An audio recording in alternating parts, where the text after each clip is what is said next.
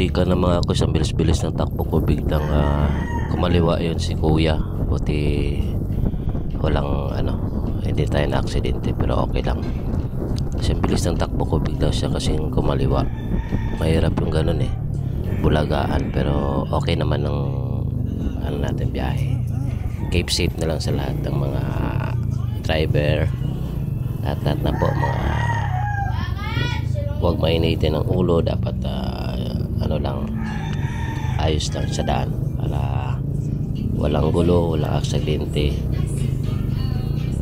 Masaya lang dapat sa pagmamanyo mga koys. Dapat lang importante, keep safe sa lahat ng mga driver.